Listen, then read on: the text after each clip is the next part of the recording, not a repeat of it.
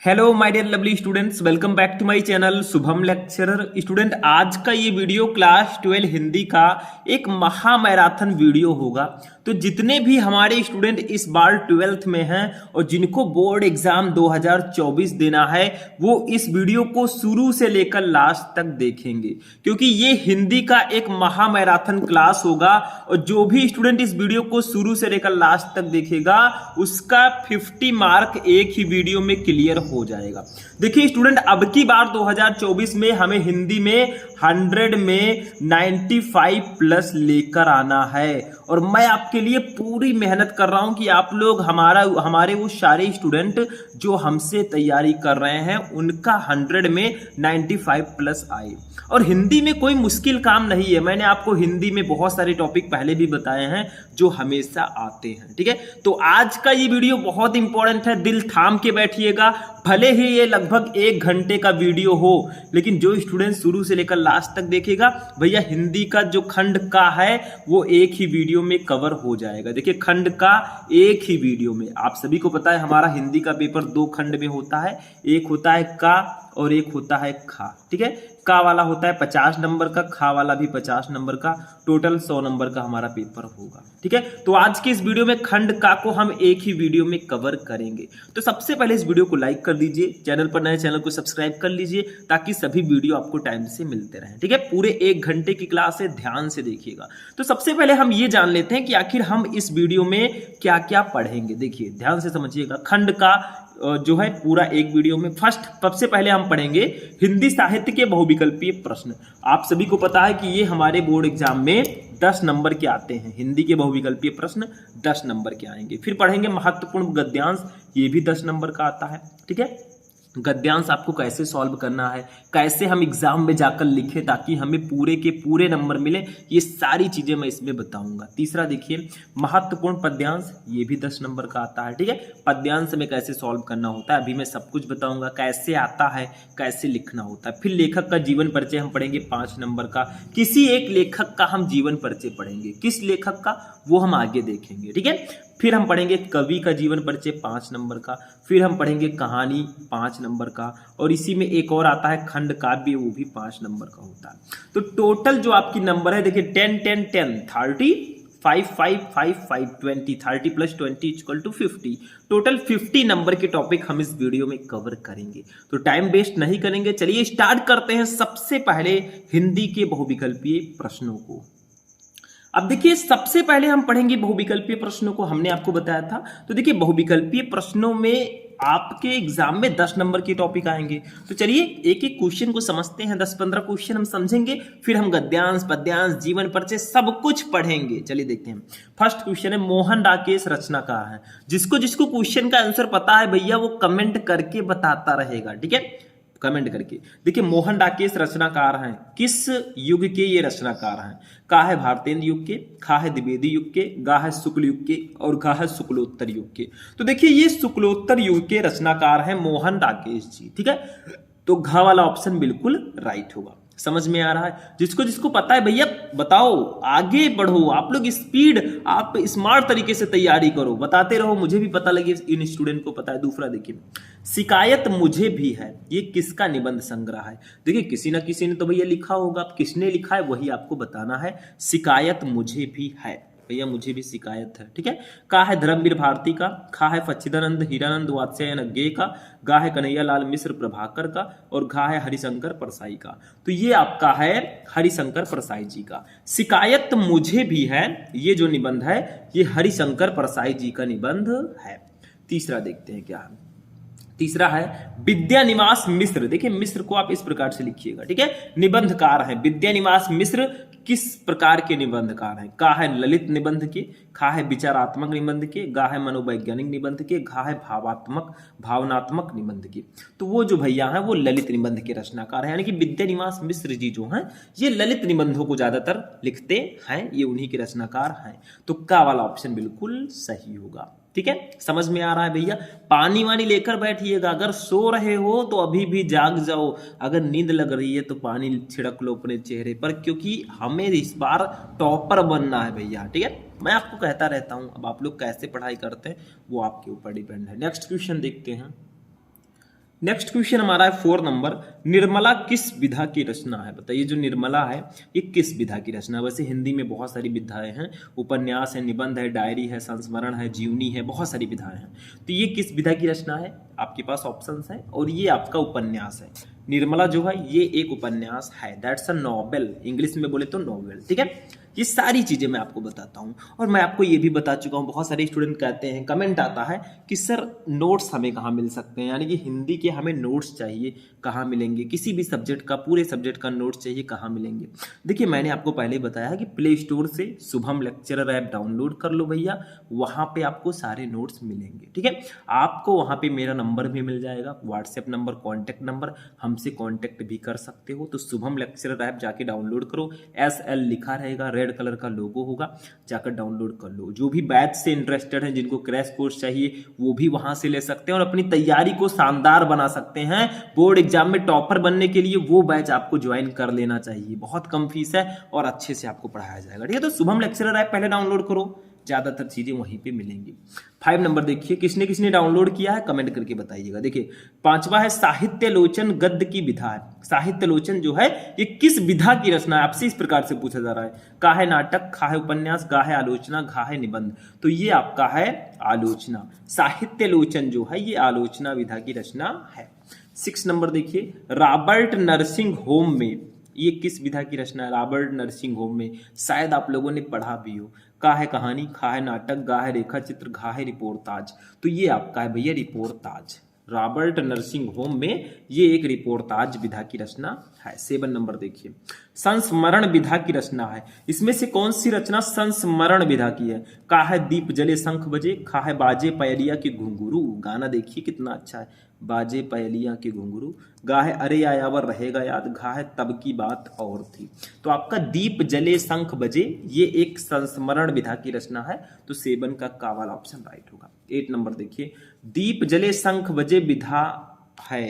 अब ये आपसे पूछा जा रहा है कि ये किस विधा? देखिए, वही क्वेश्चन यहाँ पे आ गया है, तो घा वाला सही होगा, संस्मरण। ठीक है, इस प्रकार से भी क्वेश्चन आ सकता है, मतलब थोड़ा घुमा फिरा कर भी दिया जा सकता है, तो ध्यान से समझिएगा। ठीक है, नेक्स्ट क्वेश्चन देखते हैं। 9 नंबर क्वेश्चन देखिए, अतीत के चलचित्र ये किस विधा की रचना है? अतीत के चलचित्र, जल्दी बताओ, जिसको जिसको पता है बताते रहो मेरे ब्रिलियंट स्टूडेंट। का है जीवनी, खा है संस्मरण, गा है निबंध, घा है कहानी। तो ये आपका है संस्मरण। अतीत के चलचित्र ये भी एक संस्मरण विधा की रचना है। 10 नंबर देखिए, फणीश्वर नाथ रेणु की कृति ठुमरी किस विधा की रचना है? ठुमरी ये कौन सी रचना है? बट जो भी अच्छी है। ठीक है, का है यात्रा संस्मरण, खा है उपन्यास, गा है कहानी, घा है रिपोर्टाज। तो ये एक कहानी है। ठुमरी जो है ये एक कहानी है, स्टोरी जो हमारी दादी माँ सुनाती है ना सबको। छोटे छोटे थे आप लोग तो सबको सुनाया करती थी। ठीक है, भूत वाला और भी बहुत सारी चीजें हमें भी सुनाती थी। ठीक है, सपने में मुझे भी डर लगता था। चलिए आगे बढ़ते हैं। ये 10 क्वेश्चन हमने पढ़े बहुविकल्पीय, इसमें हम टोटल 10 क्वेश्चन ही पढ़ेंगे क्योंकि और बहुत सारे टॉपिक हैं। ये तो ट्रेलर है मेरे दोस्त, पिक्चर तो अभी बाकी है। अब वो वाला मूवी नहीं, ये आगे आपको गद्यांश पढ़ना है, पद्यांश पढ़ना है, उसको चलिए पढ़ते हैं। ठीक, अब आते हैं स्टूडेंट महत्वपूर्ण गद्यांश पे। स्टूडेंट ये 10 नंबर का आता है भैया। 10 नंबर में करना क्या होता है ये पहले समझिए। एक आपको बड़ा सा गद्यांश दे दिया जाएगा किसी भी चैप्टर का। जैसे इस चैप्टर में जो गद्यांश मैंने लिया है ये किस चैप्टर का है बताओ? 5 तक गिनूंगा, जल्दी बताओ।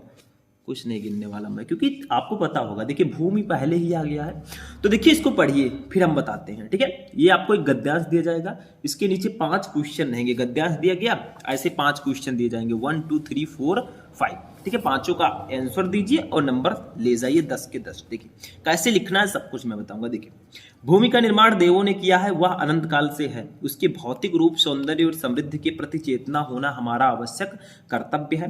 भूमि के पार्थिव स्वरूप के प्रति हम जितने अधिक जागरूक होंगे उतनी ही हमारी राष्ट्रीयता बलवती हो सकेगी। ये पृथ्वी सच्चे अर्थों में समस्त राष्ट्रीय विचारधाराओं की जननी है। जो राष्ट्रीयता पृथ्वी के साथ नहीं जुड़ी वो निर्मूल होती है। राष्ट्रीयता की जड़ें पृथ्वी में जितनी गहरी होंगी उतना ही राष्ट्रीय भावों का अंकुर पल्लवित होगा। इसलिए पृथ्वी के भौतिक स्वरूप की आदोपांत जानकारी प्राप्त करना, उसकी सुंदरता, उपयोगिता और महिमा को पहचानना हमारा आवश्यक कर्तव्य, आवश्यक धर्म है। ठीक है, ये जो नीचे रेखाएं दी गई हैं इसका भी हिंदी अपनी तरफ से इसकी व्याख्या भी करनी होगी। ठीक है, तो ये आपका पूरा एक गद्यांश है। ठीक है, अब इसी से रिलेटेड 5 क्वेश्चन नीचे रहेंगे। देखिए, फर्स्ट है उपयुक्त गद्यांश के पाठ और लेखक का नाम लिखिए। मतलब जो गद्यांश दिया गया है इस किस पाठ का है और इसके लेखक कौन है। तो भैया कौन है बताइए, ये है राष्ट्र का स्वरूप चैप्टर से, राष्ट्र का स्वरूप पाठ फर्स्ट चैप्टर, और इसके लेखक है वासुदेव शरण अग्रवाल जी। तो आपको गद्यांश का पाठ और लेखक का नाम लिखना है, तो भैया संदर्भ लिख दीजिए, संदर्भ के अंतर्गत पाठ और लेखक का नाम आता है। दूसरा, रेखांकित अंश की व्याख्या कीजिए। मतलब जो मैंने बताया था कि गद्यांश में देखिए नीचे की लाइनें, ये जो रेखाएं हैं जिनके नीचे, इनका अपनी भाषा में व्याख्या करना है। कोई जरूरी नहीं है आप किताबी भाषा ही याद करके जाए वही लिखे, थोड़ा बहुत चेंज करके लिख दीजिएगा, नंबर मिल जाएगा। ठीक है, बट आप अपने तरफ से बेटर करने का प्रयास कीजिए, जितना बेटर आप कर सकते हैं। तीसरा, राष्ट्रभूमि के प्रति हमारा आवश्यक कर्तव्य क्या है। राष्ट्रभूमि के प्रति हमारा आवश्यक कर्तव्य क्या है, इसका सबका ये इसी में आंसर दिया है। देखिए, ये उसके भौतिक स्वरूप, सौंदर्य और समृद्धि के प्रति सचेत होना हमारा आवश्यक कर्तव्य है। बस आंसर हमें इसी में दिया है। सिर्फ आप अगर संदर्भ लिख ले गए, रेखांकित अंश की व्याख्या कर ले गए, तो बाकी के जो नीचे के 3 क्वेश्चन होते हैं उसका आंसर आपको गद्यांश में मिल जाता है। चौथा है, किस प्रकार की राष्ट्रीयता को लेखक ने निर्मूल कहा है। किस प्रकार की राष्ट्रीयता को लेखक ने निर्मूल कहा है, तो वही है, देखिए निर्मूल कहीं होगा। ठीक है, इसी में है, ये देखिए क्या है, जो राष्ट्रीयता पृथ्वी के साथ नहीं जुड़ी वो निर्मूल होती है। यानी कि जो राष्ट्रीयता पृथ्वी के साथ नहीं जुड़ी है, लेखक के अनुसार जो राष्ट्रीयता पृथ्वी के साथ नहीं जुड़ी वो निर्मूल होती है। बस हो गया, आंसर हो गया, 2 नंबर क्लियर। एक एक के लिए 2-2 नंबर मिलेगा भैया, 2 नंबर इसके लिए, 2 नंबर, 2 नंबर। ठीक है, अब 2 नंबर इसका भी, और 5वां देखिए, ये पृथ्वी सच्चे अर्थों में क्या है। तो ये पृथ्वी सच्चे अर्थों में समस्त विचारधाराओं की जननी है। ठीक है, सारी चीजें इसमें दी गई हैं, टेंशन मत लो, सब कुछ दिया गया है। ठीक, समझ में आया, इसी में सब कुछ दिया होगा। तो ऐसे आपको लिखना है, पूरा नंबर आपको मिलेगा। ठीक, तो इतनी चीजें समझ में आप लोगों को आ गई। अब आगे बढ़ते हैं, एक एक को हम सॉल्व करते हैं। अब ये तो आपका क्वेश्चन हो गया, मैंने बताया ये आपका गद्यांश हो गया, लेकिन इसको हल कैसे करोगे बताओ जल्दी से, चलिए देखते हैं। अब चलिए एक एक का क्वेश्चन का आंसर लिखते हैं। देखिए ऐसे आपको दिया रहेगा पूरा, आप पढ़ चुके, अब कॉपी में कैसे लिखोगे। देखो पहले ये समझो कि यहाँ पे तो आपको पहले प्रश्नोत्तर संख्या डालना है, जो हम नहीं डालेंगे क्योंकि प्रश्नोत्तर संख्या तो आप अपनी कॉपी में डालेंगे। ठीक है, अब करना क्या है, जैसे आप गद्यांश सॉल्व कर रहे हैं तो कौन सा गद्यांश सॉल्व कर रहे हैं, ये वाला।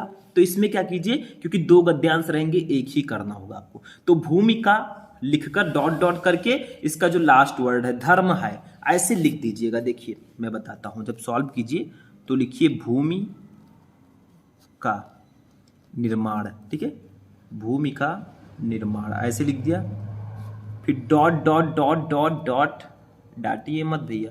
ठीक है, धर्म है, धर्म है, तो भूमि का निर्माण, फिर डॉट डॉट करके लिख दीजिएगा धर्म है।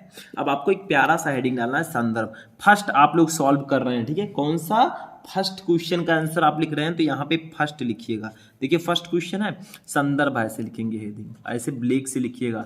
भैया जो मैं रंग बिरंगे पेन यूज कर रहा हूँ इसका यूज आपको नहीं करना है, मैं बार बार बोलता हूँ। देखिए मैंने यहाँ पे ऐसे येलो का यूज किया, बट आप लोग मत कीजिएगा, आप लोग यहाँ पे ब्लैक का यूज कीजिएगा नीचे अंडरलाइन करने के लिए। ठीक है, इतनी बातें ध्यान रखिए। मतलब मैं तो भैया रंग बिरंगा यूज कर रहा हूँ ताकि दिखने में अच्छा लगे, आप लोग थोड़ा नींद उन्ना है आपको अच्छा लगेगा भैया तो ठीक रहेगा। ठीक है, तो ये आपका हो गया। ठीक है, इसको लिखेंगे कैसे, संदर्भ। देखिए ध्यान से समझिएगा, प्रस्तुत गद्यांश। देखिए इसको समझ गए तो ऐसे ही आपको आगे के संदर्भ भी लिखने होंगे। ठीक है, प्रस्तुत गद्यांश हमारी पाठ्य पुस्तक के गद्य भाग। देखिए कौन सा भाग है ये आपका, ये है गद्य भाग। मतलब जो भाग है आपको उसको लिखना, अगर पद्य भाग होता तो हम पद्य भाग लिखते। ठीक है, तो गद्य भाग में संकलित,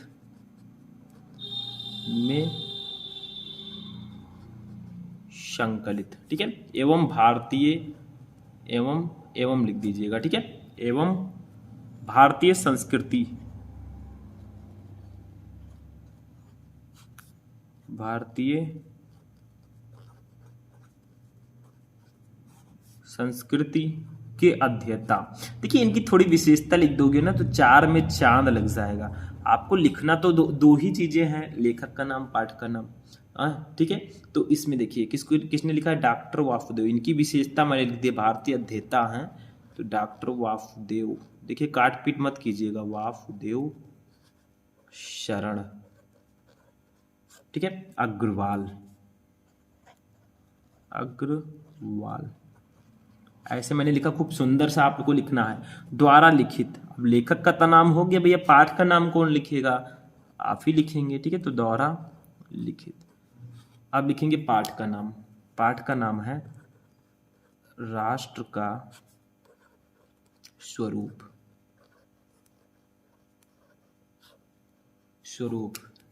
शीर्षक निबंध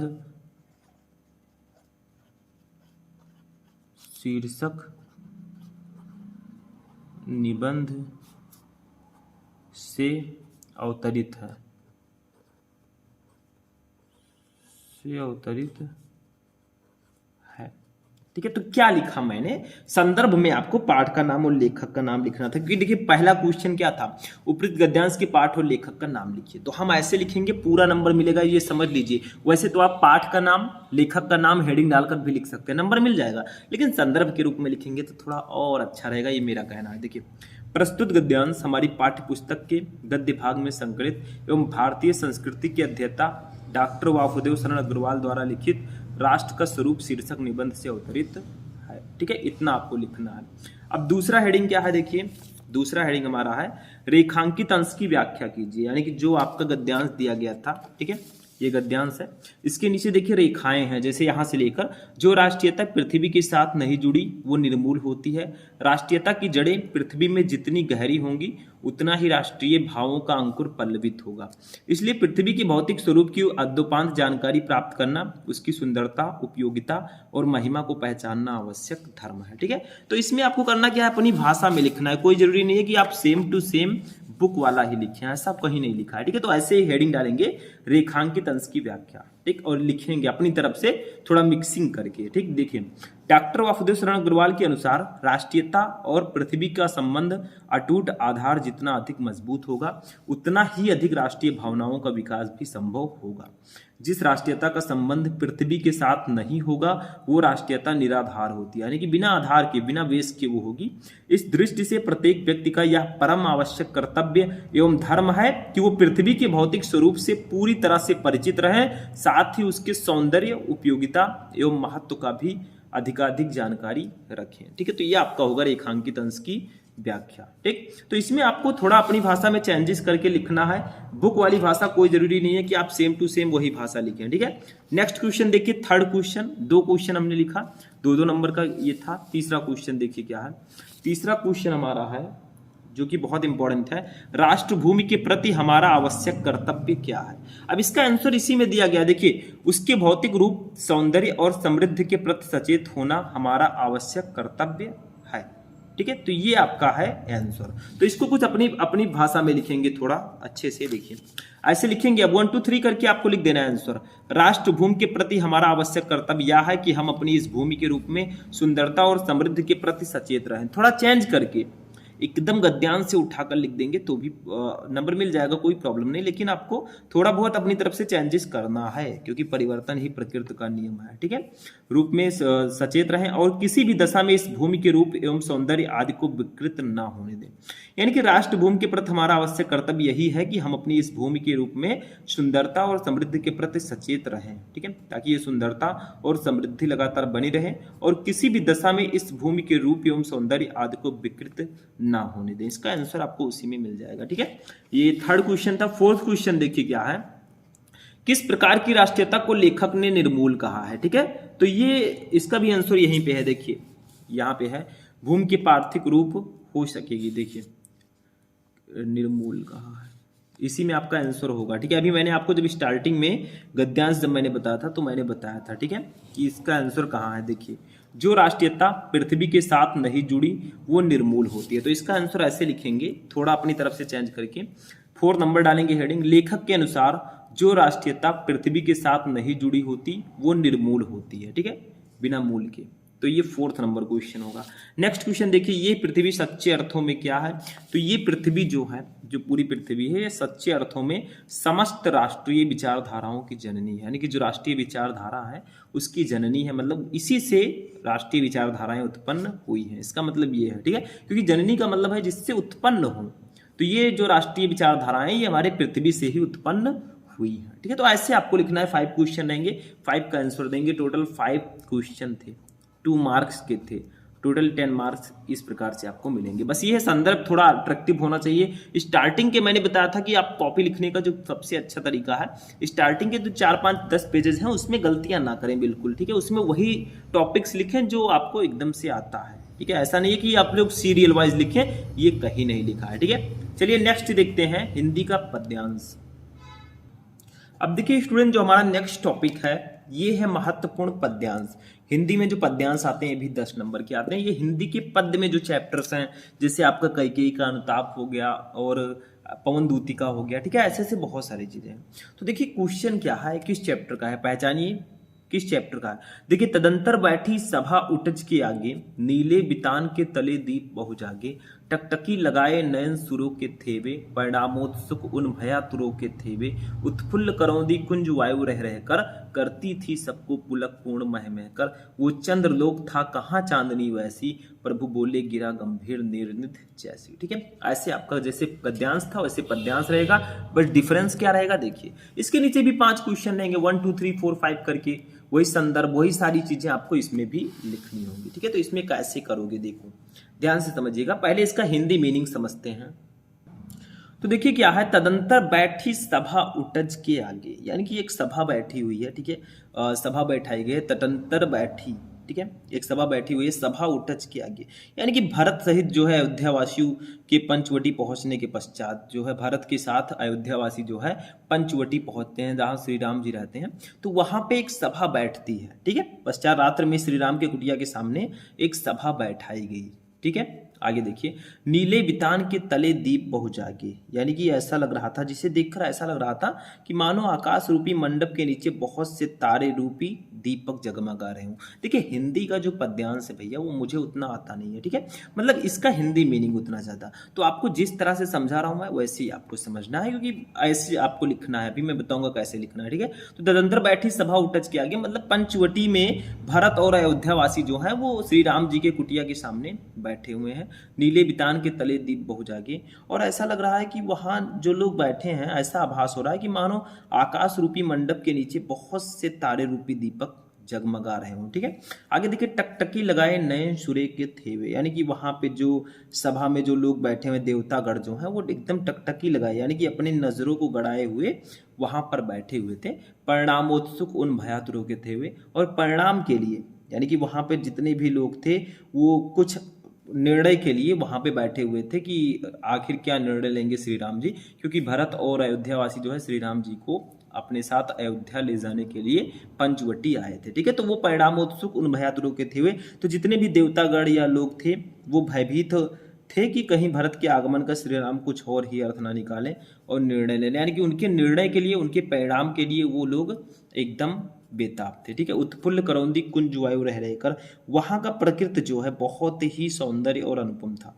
मतलब उत्फुल्ल करौंदी कुंज वायु रह रहकर, खिले हुए करौंदे पुष्पों से भरे हुए बगीचों से रह रहकर मंद मंद हवाएं, शीतल हवाएं चल रही थी। ठीक है, करती थी सबको पुलक पूर्ण मह मह कर, और वहां के जो हवाएं थी वो सबको पुलकित कर रहे थे। ठीक, वो चंद्रलोक था कहाँ चांदनी वैसी, यानी कि जहां पंचवटी में श्री राम जी रहते थे ऐसी मनोहर चांदनी छिटक रही थी जिसका अत्यंत मिलना दुर्लभ है, यानी कि वो चंद्रलोक था।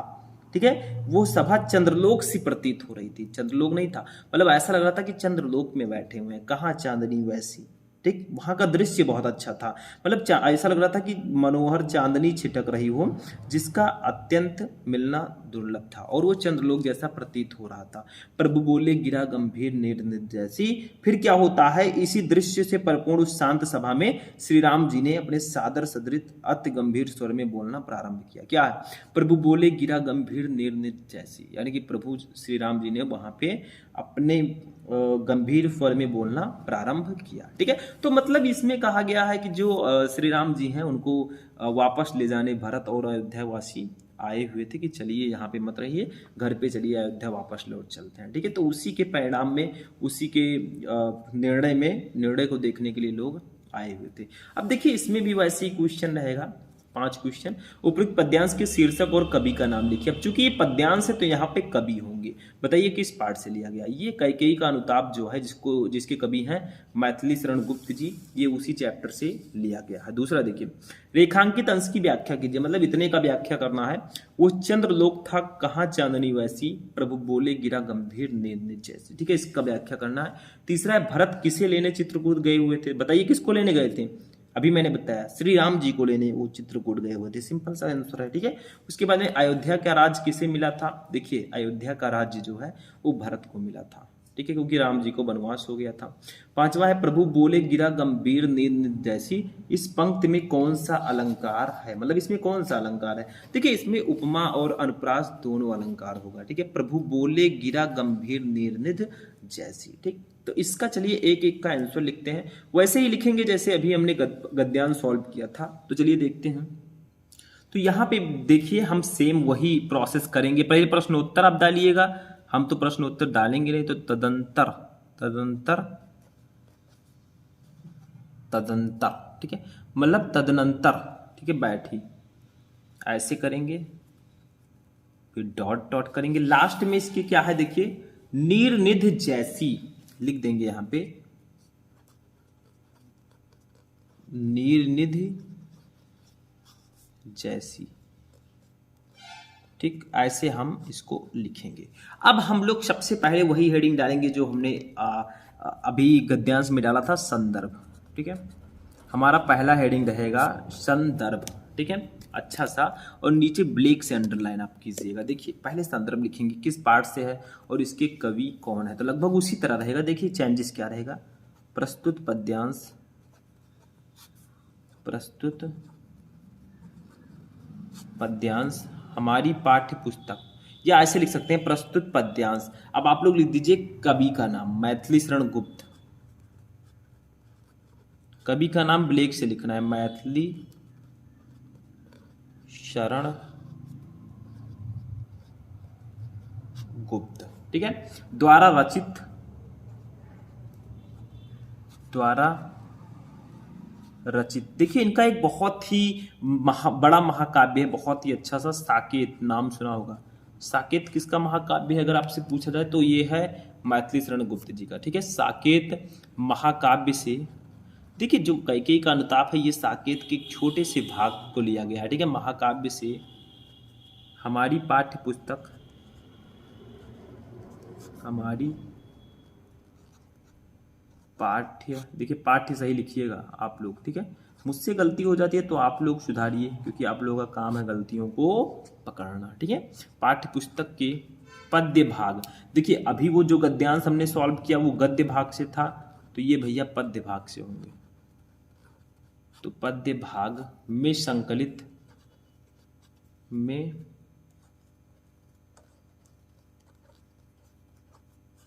संकलित। अब आपको लिखना है चैप्टर का नाम। चैप्टर का नाम है कैकेयी का अनुताप, कैकेयी का अनुताप।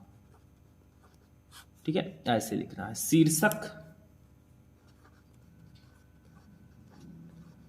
शीर्षक काव्यांश से, काव्यांश से अवतरित है, अवतरित है। ठीक है, ऐसे लिखना है, बस हो गया।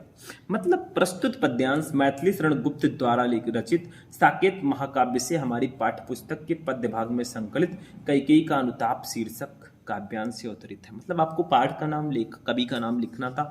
ये कवि रहे, ये पाठ रहा। ठीक है, बस हो गया। फर्स्ट क्वेश्चन का आंसर हमने दे दिया है। देखिए यहाँ पे क्वेश्चन मैं दिखा देता हूँ, और एक एक का हम आंसर चूंकि लिख रहे हैं भैया, तो एक एक का आंसर हम लिखेंगे। उपयुक्त गद्यांश के शीर्षक और कवि का नाम लिख दिया। दूसरा, रेखांकित अंश की व्याख्या कीजिए। मतलब इतने का व्याख्या करना है।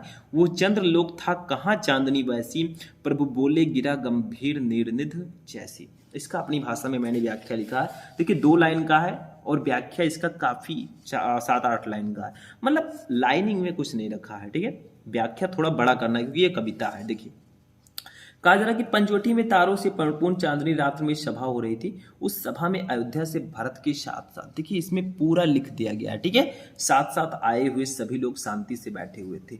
उपस्थित सभी लोग उस सभा में होने वाले निर्णय के परिणाम को जानने के लिए उत्सुक थे।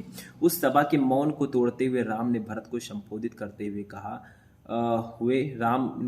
कहा, हे भरत, अब तुम अपनी इच्छा तो बताओ, क्या इच्छा है तुम्हारी, क्या इच्छा लेकर आए हो, विष बताओ, ठीक है, तेरी सारी विष फुका दूंगा। राम के द्वारा अत्यधिक गंभीर वाणी से बोलने से सभा को ऐसा प्रतीत हुआ कि समुद्र का जल गंभीर गर्जन कर रहा है। मतलब अपनी भाषा में लिखना है और कोई जरूरी नहीं है कि इन्हीं 2 लाइन में एक आध लाइन का और आप लिख सकते हैं, कोई दिक्कत नहीं, ठीक है। तो ये 2 क्वेश्चन का आंसर हमने दे दिया, 4 नंबर क्लियर। उसके बाद में आता है भरत किसे लेने चित्रकूट गए हुए हैं। तो सिंपल सा है, ऐसे एक लाइन में लिख दीजिए, भरत राम को लेने चित्रकूट गए हुए थे, ठीक है। तो ये आपका 2-2 नंबर क्लियर हो रहा है। देखिए इन दोनों को लिखने में थोड़ा मेहनत लगा, तीसरा वाला एक लाइन का आंसर था, ठीक है। उसके बाद देखिए चौथा क्वेश्चन है, अयोध्या का राज्य किसे मिला था। तो देखिए अयोध्या का राज्य भरत को मिला था, क्योंकि राम जी को वनवास हो गया तो अयोध्या का राज्य भरत को दे दिया गया था। 5वां है, प्रभु बोले गिरा गंभीर निर्नित जैसी पंक्ति में कौन सा अलंकार है। तो इसमें जो है उपमा और अनुप्रास अलंकार दोनों है, ठीक है। तो ये आपका आंसर हो जाएगा, ठीक। बस हो गया, 5 क्वेश्चन थे, 2 नंबर एक क्वेश्चन के लिए, टोटल 10 मार्क्स आपको इसके लिए मिलेंगे, ठीक है। हो गया, समझ में आ गया। तो ये आपका था महत्वपूर्ण पद्यांश, ठीक है। आई होप कि आपको ये भी समझ में आ चुका होगा, पूरा मैंने समझाने का प्रयास किया, ऐसे लिखोगे पूरे नंबर मिलेंगे। अब चलिए लेखक का जीवन परिचय देखते हैं, 5 नंबर वो भी क्लियर करते हैं। अब देखिए लेखक में हमने लिया है कन्हैयालाल मिश्र प्रभाकर जी को, क्योंकि वासुदेव शरण अग्रवाल का जीवन परिचय मैंने बताया, हजारी प्रसाद द्विवेदी का भी शायद मैंने आपको बताया है, ठीक है। अब आते हैं कन्हैयालाल मिश्र प्रभाकर जी का जीवन परिचय देखते हैं। कुछ नहीं है, देखिए बहुत सारे स्टूडेंट कहेंगे सर 12th में साहित्यिक परिचय लिखना होता है, आपने जीवन परिचय हेडिंग क्यों डाला है ना, कंफ्यूज आप लोग। देखिए जीवन परिचय मैं इतना ही कहता हूँ कि आप लोग उनका जन्म उनकी मृत्यु लिख दें, भले ही मैंने इसमें लॉन्ग लिखा हो, लेकिन आपको थोड़ा सा छोटा छोटा लिखना है, ठीक है। उनके साहित्यिक परिचय पर विशेष ध्यान देना है, क्योंकि साहित्यिक परिचय और कृतियां आपको लिखनी होती है। तो मैंने तो थोड़ा बड़ा लिखा है, आपको थोड़ा सा लिख देना है, इनका जन्म इनकी मृत्यु। देखिए प्रभाकर जी का जन्म सन 1906 ईस्वी में सहारनपुर जिले के देवबंद कस्बे में एक साधारण ब्राह्मण परिवार में हुआ था।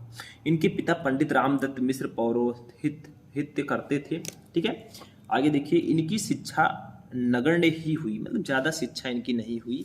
अपनी शिक्षा के विषय में इन्होंने लिखा है कि हिंदी शिक्षा पहली पुस्तक के दूसरे पाठ खा टा मा ला खटमल टा मा टम टम टम टल, ठीक है, टम टम होगा शायद, टा मा रहेगा यहाँ पे, ठीक है, टा मा टम टम टम टम रहेगा, ठीक है, टम टम। फिर साधारण संस्कृत। 9 मई 1995 ईस्वी को इस महान साहित्यकार की मृत्यु हो गई थी।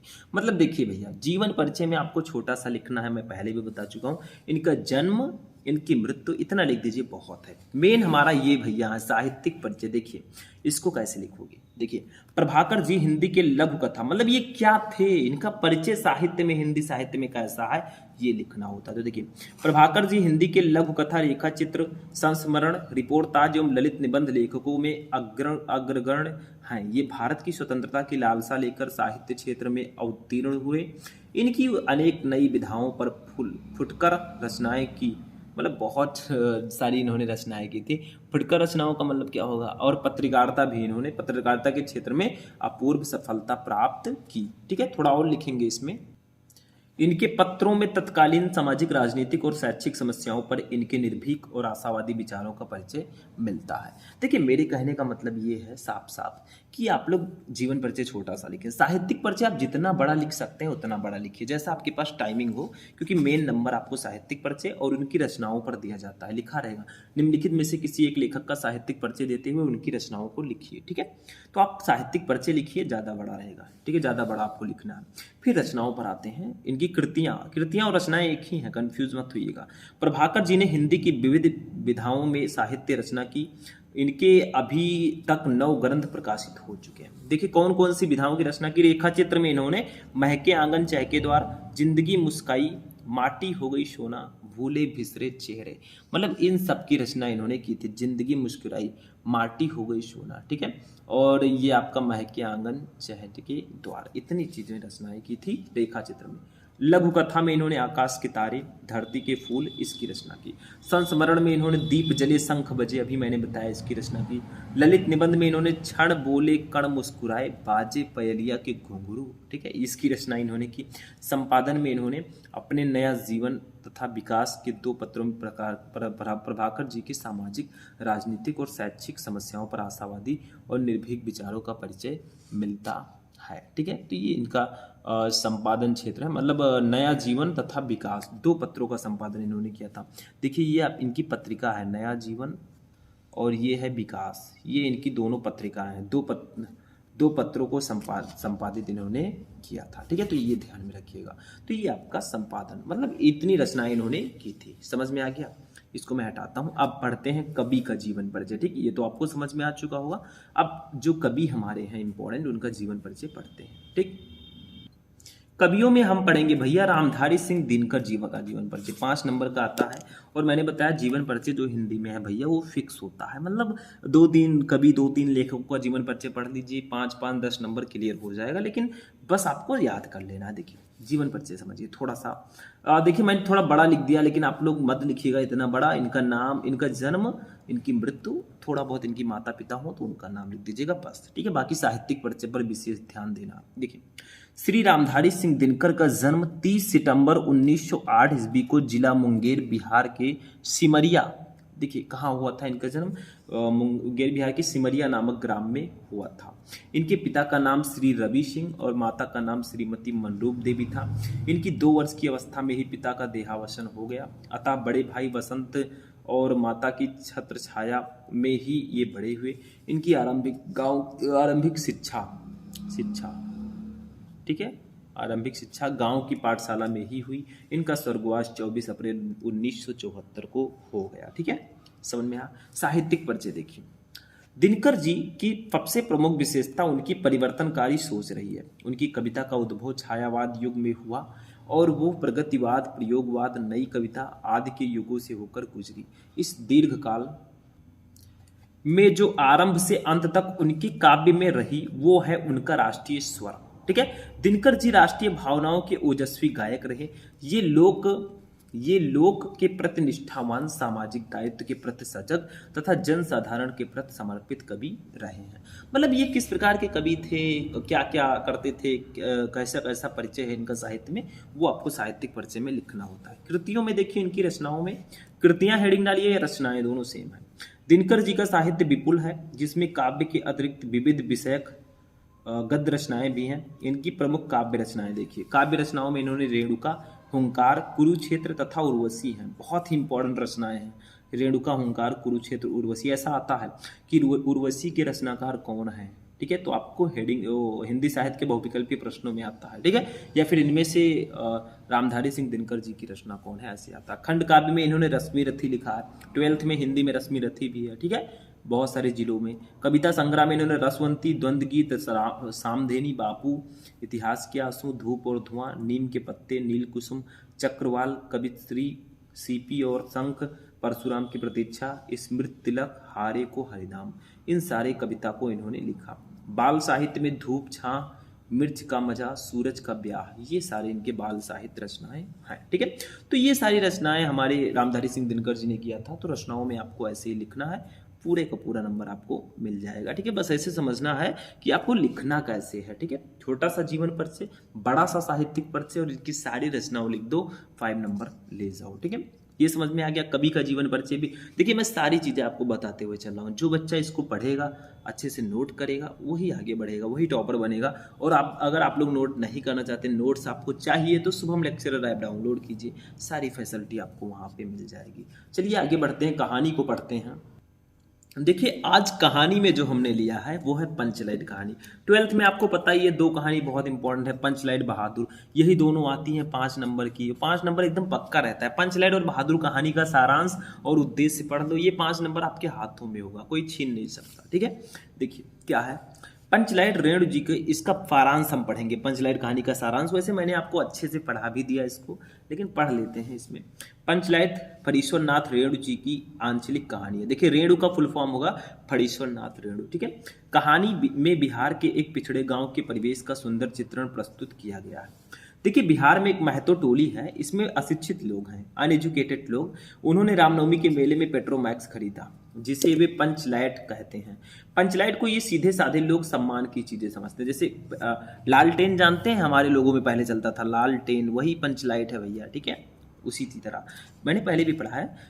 तो ये जो सीधे साधे लोग हैं, क्योंकि बहुत पिछड़े लोग हैं, तो ये उसको बहुत सम्मान की चीज़ समझते हैं। जैसे देखिए हम लोग अभी कोई बढ़िया सी गाड़ी ले आए, ऑडी ले आए या मर्सिडीज ले आए, तो बहुत सारे लोग कहेंगे कि अरे इसके यहाँ मतलब बहुत आपको प्राउड फील होगा। वैसे ये लोग पंचलाइट लेकर आए थे, इन्हें बहुत प्राउड फील हो रहा था, बहुत सम्मान की चीज़ ये समझ रहे थे, ठीक है। आगे देखिए, पंचलाइट को देखने के लिए टोली के सभी बालक, औरतें और मर्द इकट्ठा हो जाते हैं। उस पंचलाइट को देखने के लिए औरत, बालक और मर्द सब इकट्ठा हो जाते हैं। जैसे हम लोग कोई बड़ा 4 व्हीलर या फिर कोई लग्जरी गाड़ी लाएं, तो बहुत सारे गांव के लोग इकट्ठा हो जाते हैं, अगल बगल के मोहल्ले के लोग, ठीक है। वैसे वहां पे भी इकट्ठा हो गए।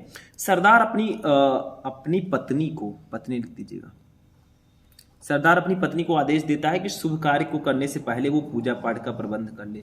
मतलब वो सरदार थे गांव के भैया, मुखिया जी, वो अपने पत्नी को आदेश देता है कि भैया कि सॉरी भैया नहीं, पत्नी जी, ठीक है, पूजा पाठ का प्रबंध कर लीजिए, पंचलाइट लेकर आए हैं हम लोग, ठीक है, सरदार जी कहते हैं।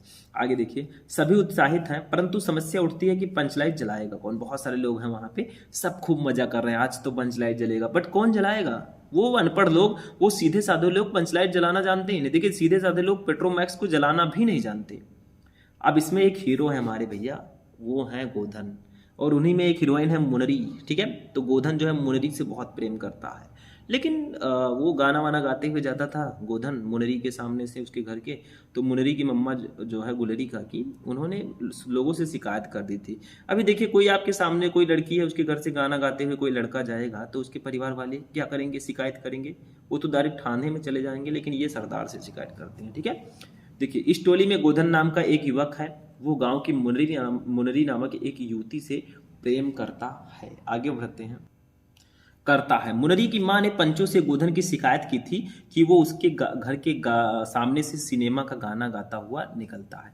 मतलब मुनरी की मम्मा जो है, क्योंकि भैया गोधन जो है मुनरी से प्रेम करता था, तो आगे से गाना वाना गाते हुए चलता है भैया, सनम रे मैं तेरा सनम हुआ रे। अब भाई जो गाना गाएगा तो उसकी माता जी को बहुत बुरा लगता है, ठीक है। आगे देखिए क्या है। इस कारण पंचों ने उसे बिरादरी से निकाल रखा था। मतलब जो पंचायत के लोग हैं उसको बिरादरी से निकाल रखे थे, क्योंकि ये देखिए बिहार का पिछड़ा गांव है, तो बहुत ज़्यादा पिछड़ा है। इसमें पंचलाइट को बहुत बहुत बड़ी चीज़ समझते हैं लोग, ठीक है। अब जलाना सिर्फ उसमें गोधन को ही आता था, वो समझ लीजिए एक्टर है एक प्रकार से। आगे देखिए, मुनरी को पता है कि गोधन पंचलाइट जला सकता है, क्योंकि भैया हीरोइन है तो इनको पता है हीरो क्या क्या कर सकता है, ठीक है, सारी चीजें।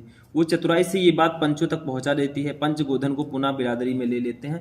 मतलब जब वो गोधन जो है पंचलाइट जला देता है, तो पुनः उनको जाति में ले लिया जाता है, क्योंकि गांव की इज्जत बच जाती है, ठीक है। अगर नहीं जला पाते तो दूसरे गांव के लोग मजा लेते कि लेकर आए भी किसी तरह चंदा उंदा लगाकर, और वो जला भी नहीं सके, ठीक है। तो क्या हुआ, जब गोधन उसको जला देता है तो उसको पुनः जाति में ले लेते हैं। आगे देखिए, मुनरी की माँ गुलरी काकी भी काफी ज्यादा प्रसन्न होकर गोधन को शाम के भोजन का आमंत्रण देती है। मतलब जिसने गोधन की शिकायत पंचों से की थी, आज उसी ने उसको भोजन यानी कि रात के भोजन डिनर के लिए इनवाइट किया, ठीक है। क्यों? क्योंकि वो बहुत खुश थी। आगे देखिए, पंच भी अति उत्साहित होकर गोधन को कह देते हैं, तुम्हारा साथ खून माफ, खूब गाओ सलीमा का गाना। यानी कि जो पंच की पंचायत के लोग हैं वो भी कह देते हैं कि आपने तो मेरी इज्जत रख ली, अब आप खूब गाओ सलीमा का गाना, तुम्हारा साथ खून माफ, जो भी गाना गाना हो, ठीक है, बॉलीवुड का। पंचलाइट की रोशनी में लोग भजन कीर्तन करते हैं और उत्सव मनाते हैं। देखिए ये जो कहानी है ये कथानक सजीव है, यानी कि फणीश्वर नाथ रेणु जी ने बिहार में बैठकर इस कहानी की रचना की है, ठीक है, उसको लिखा है। सीधे साधे अनपढ़ लोग की संवेदनाओं को बाड़ी देने में रेणु जी समर्थ रहे हैं। इस कहानी में आंचलिक जीवन की सजीव झांकी प्रस्तुत की गई है। मतलब ये जो कहानी है ये एक प्रकार की सजीव कहानी है। वहां पे बैठकर फणीश्वर नाथ रेणु जी ने ये कहानी पूरी लिखी थी, ठीक, पूरे बिहार का। तो यहीं पे हमारा ये टॉपिक फिनिश होता है। मैंने आपको इसमें एक टॉपिक और है हिंदी में, जो खंड काव्य है। अब खंड काव्य में क्या है भैया, जो यूपी वाले बच्चे हमारे हैं उसमें अलग अलग जो जिले हैं उसमें खंड काव्य लगभग अलग अलग होता है। किसी में श्रवण कुमार, किसी में रश्मिरथी, किसी में त्यागपति। तो कुछ जिलों को एक ग्रुप में रखा गया, कुछ जिलों को एक ग्रुप में रखा गया, ऐसे ऐसे। जैसे हमारे यहाँ त्यागपति है, आपके यहाँ क्या है कमेंट कर दीजिएगा। तो यहीं पे हमारा टॉपिक आज का फिनिश होगा, क्योंकि पूरा जो है 12th हिंदी का खंड का हमने इस वीडियो में पढ़ लिया। ऑब्जेक्टिव क्वेश्चन, गद्यांश, पद्यांश, जीवन परिचय, कहानी जो भी था। खंड काव्य आप अपने अकॉर्डिंग पढ़िएगा जो आपके सिलेबस में है, क्योंकि मैं किसी पार्टिकुलर खंड काव्य पर वीडियो नहीं बना सकता, क्योंकि पूरे बच्चे पढ़ते हैं, सभी बच्चे पढ़ते हैं, ठीक है। तो सब में थोड़ा थोड़ा चेंज होगा। बाकी जितने टॉपिक बताए ये आप सब में सेम सेम है, ठीक। तो आज का ये वीडियो यहीं पर फिनिश होता है। मिलते हैं नेक्स्ट वीडियो में नेक्स्ट टॉपिक के साथ। इस वीडियो को लाइक कर दीजिएगा, चैनल पर नए चैनल को सब्सक्राइब कर लीजिएगा। तो चलिए मिलते हैं नेक्स्ट वीडियो में, तब तक के लिए जय हिंद।